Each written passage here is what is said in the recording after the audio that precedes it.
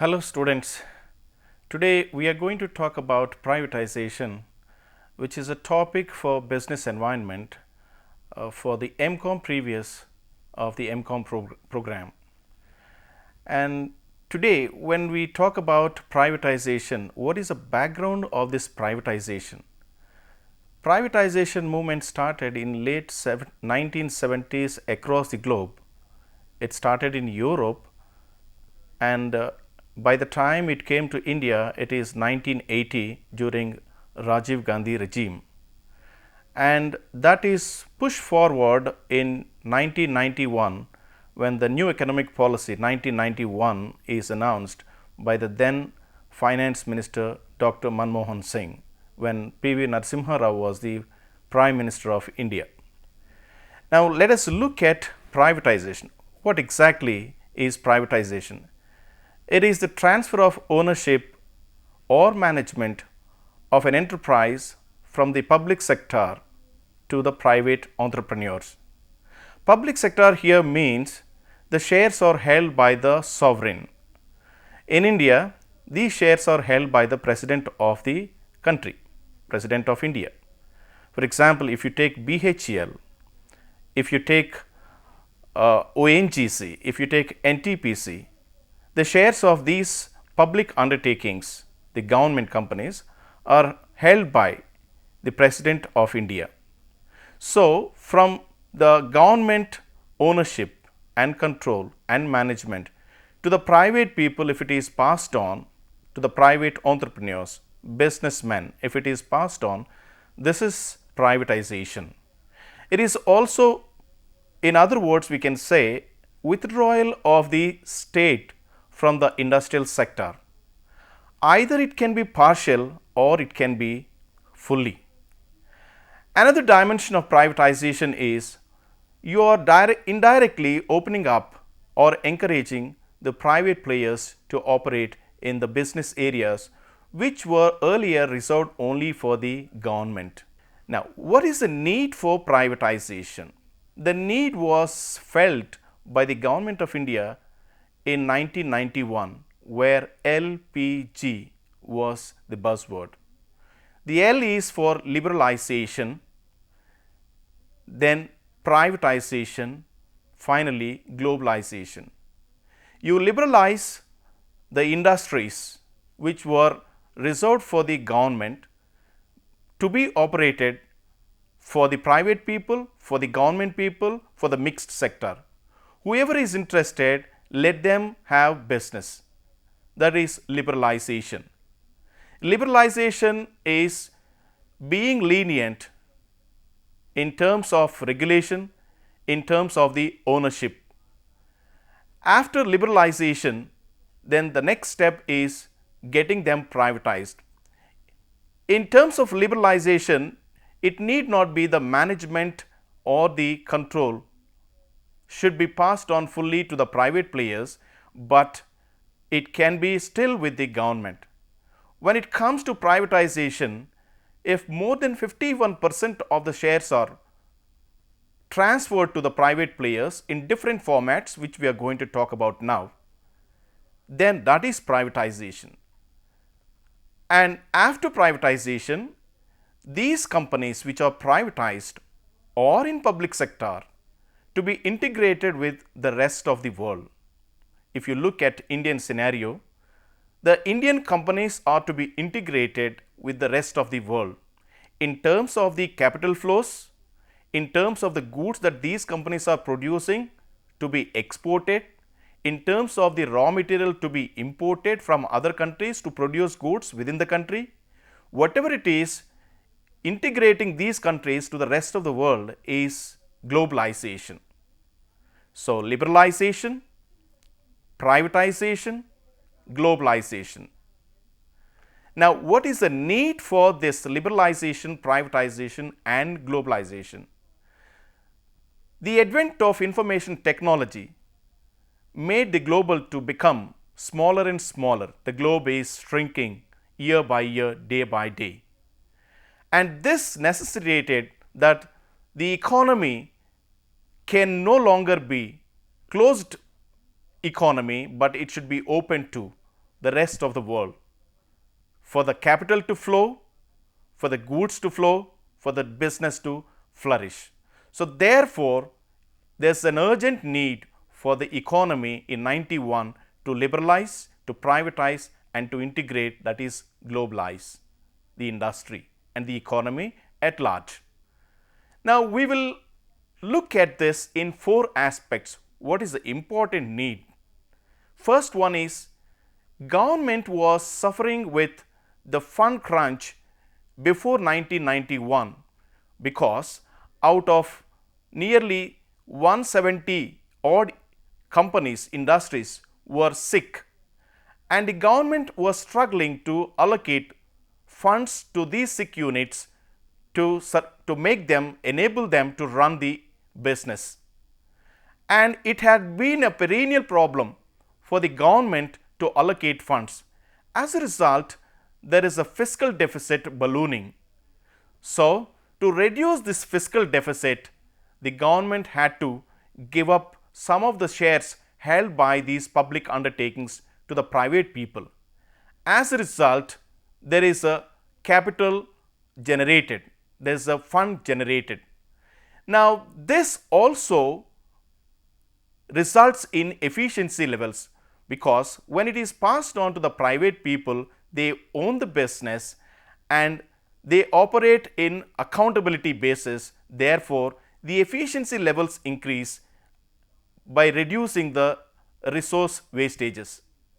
And not only that, when the business is passed on to the private people, private players, what happens is the competition causes the resource mobilization and resource utilization efficient. Not only that, the companies are encouraged to produce at a possible lowest cost, because if they don't produce at the lowest cost, they have to sell at a highest price, and when they sell at highest price, they can't afford to lose the business to the competitors. So to inject the competition among the private players, the business has to be privatized. When it is in the hands of the government, it is monopoly and there is no competition. Therefore, whatever the government produces, the consumer has to accept, whether it is qualitative or poor qualitative or defective. With the advent of privatization, due to competition, quality is assured to the customer because there is an efficiency. And not only that, when the business is passed on to the, handed over to the private people, private entrepreneurs struggle, endeavor to raise the funds not only domestically, that is within the country, not only from their own pockets, that is equity, but they also strive to raise the capital from outside, that is through global capital markets. And this facility also is being given by lifting the cap of the foreign direct investment and foreign institutional investment which is enshrined in 1991 new economic policy announced by the then finance minister Manmohan Singh. Now, let us look at the objectives of the privatization. Now, as we have seen the need for the privatization, now some of those issues we will also try to cover here.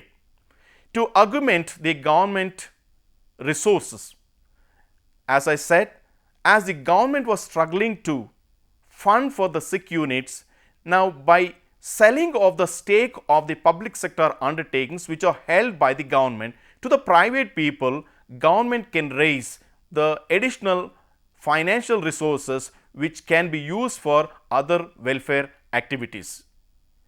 Now, not only that, earlier the governments were allocating resources to the sick units. Now, when it is privatized, there is no need of any budget allocation. So, therefore, this is another objective, that is to shun from budget allocation.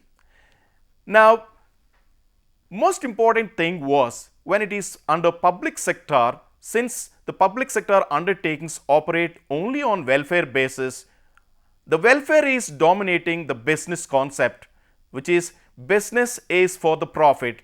Now, for all the public sector undertakings, the objective or the motive is welfare, that is to provide employment for the citizens of the country rather than making the profit.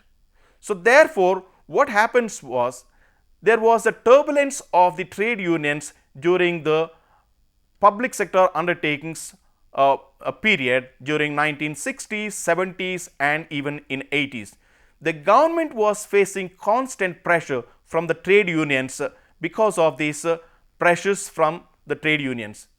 So to avoid these pressures, and this business is passed on to the private players so that they can handle effectively.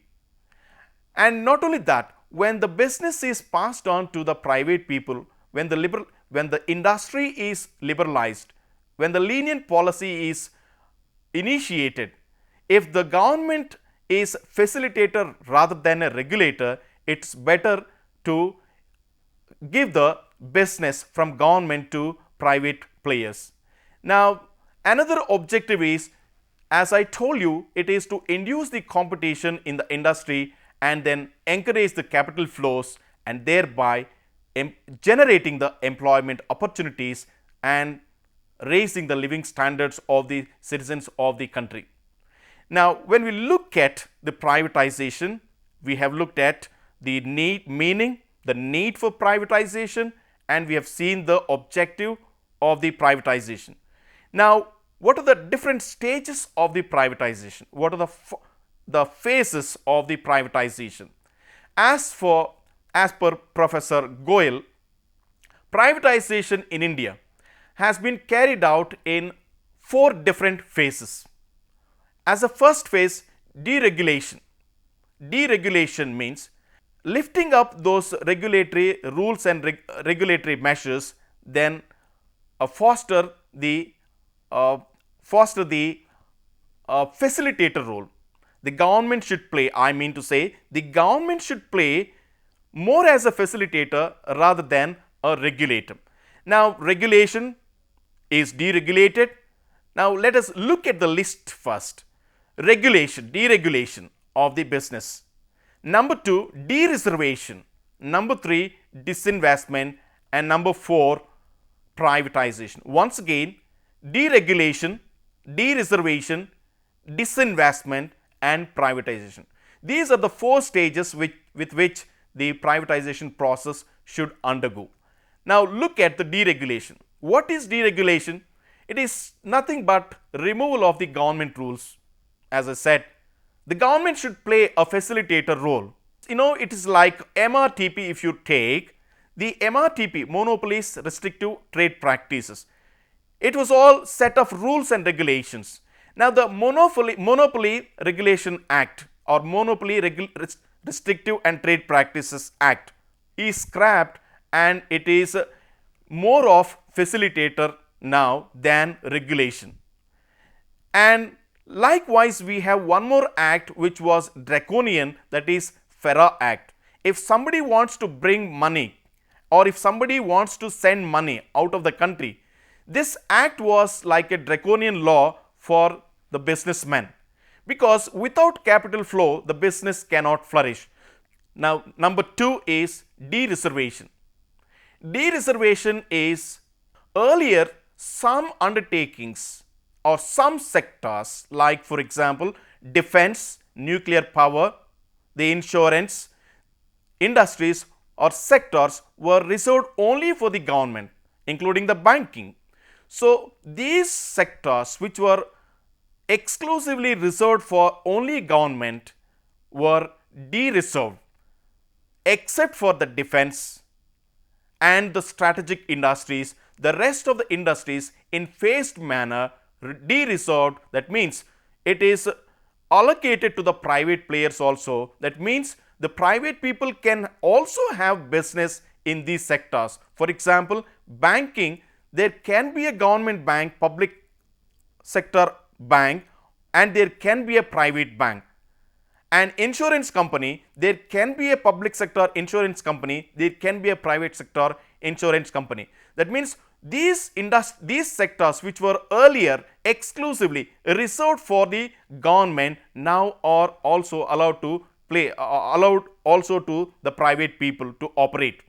The defense and the strategic in nature industries only are allocated to the government or public sector. Now the third phase is disinvestment. What is disinvestment? Disposal of the public sector units equity, that is shares, in the market, or in other words selling of a public investment to private entrepreneurs. You are simply selling the shares in the open market to the private people. For example, recently the NTPC, the ONGC, they have announced the Indian Oil Corporation. These are all the public sector undertakings, but they announced the IPOs in the open market to raise the capital from the capital markets. So all those people like you and me can subscribe to these shares. We are private individuals, we can subscribe to these shares and can be one of the owners along with the government. So this is disposal of the private sector's, public sector's equity to the private people.